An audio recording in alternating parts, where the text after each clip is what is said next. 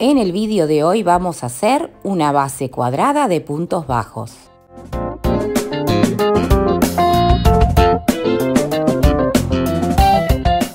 Arrancamos con un aro deslizado, que si todavía no lo sabes hacer, en los cortitos del canal te lo estoy enseñando. El primero no lo contamos y empezamos a hacer 8 puntos bajos dentro de este aro deslizado. Vamos a cerrar el aro deslizado y vamos a cerrar la vuelta con un nudo corredizo para luego hacer una cadenita al aire y en el mismo lugar vamos a hacer nuestro primer punto. Y la serie comienza así. Hacemos 3 puntos en el mismo agujero y luego un punto solo. Esta sería la serie que va a ir formando nuestro cuadrado. Un punto solo y ahora hacemos 3 puntos juntos en el próximo agujero. Y esto lo vamos a repetir hasta llegar al final de esta vuelta. Un punto solo, 3 puntos juntos, un punto solo, 3 puntos juntos y lo que debería pasar cuando llegamos al final es que ya hemos usado todos los puntos que habíamos puesto en nuestro aro deslizado.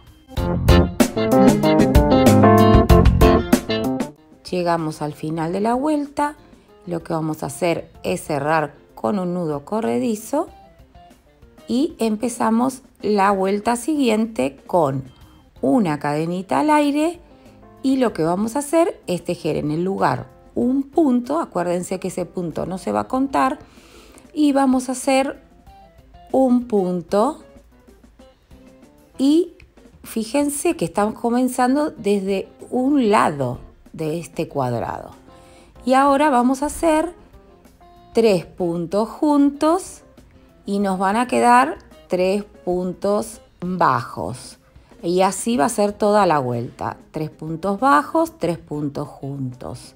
Estos serían los aumentos que se van logrando a medida que vamos haciendo vueltas.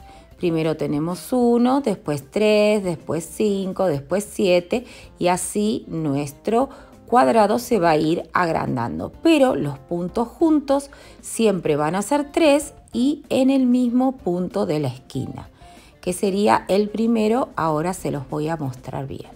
Seguimos con esta vuelta de 3 puntos bajos y 3 puntos juntos hasta terminar. Cerramos la vuelta como estamos haciendo desde el comienzo, levantamos una cadenita y arrancaríamos ya con la vuelta siguiente. Ya está tomando forma nuestro cuadrado y en esta tercera vuelta vamos a hacer puntos bajos hasta que lleguemos, y ahora se los voy a mostrar para que lo vean bien, hasta el punto primero de esos 3 puntos que hacemos en las esquinas. En esa cadenita es donde vamos a poner siempre nuestros 3 puntos juntos.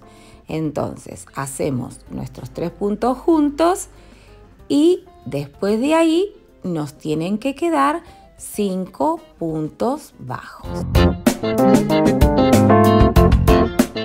Vamos a contar 1, 2, 3, 4, 5 y ahora nos vamos a encontrar con la primer cadenita de los 3 puntos juntos donde vamos a hacer 3 puntos juntos y así se nos va produciendo este agrandamiento y este aumento de puntos centrales. Entonces la tercera vuelta va a tener 5 puntos de aumento y la próxima vuelta ya tendremos 7 puntos de aumento. Y ahí tú puedes aumentarlo hasta el tamaño que tú le quieras dar. Estas bases sirven un montón para hacer nuestros canastitos. Alfombras también. Bueno, como vemos ya arrancamos la cuarta vuelta y en esa primer cadenita o el primer punto de los 3 puntos juntos ya vamos a iniciar los 3 puntos juntos y ahora son 7, 3, 7, 3, 7. Para no perderte, si tú tienes en cuenta los aumentos que te tocan hacer, es después de los 3 puntos juntos, sabes que tienes que hacer 7 puntos bajos. Y en el próximo 9, esto debería darte un cuadrado perfecto y que no te pierdas como nos pasa muchas veces. Otra de las cosas es también identificar dónde todas las vueltas vas a poner los 3 puntos juntos, que es en el primer punto de los 3 puntos que hemos hecho la vuelta anterior.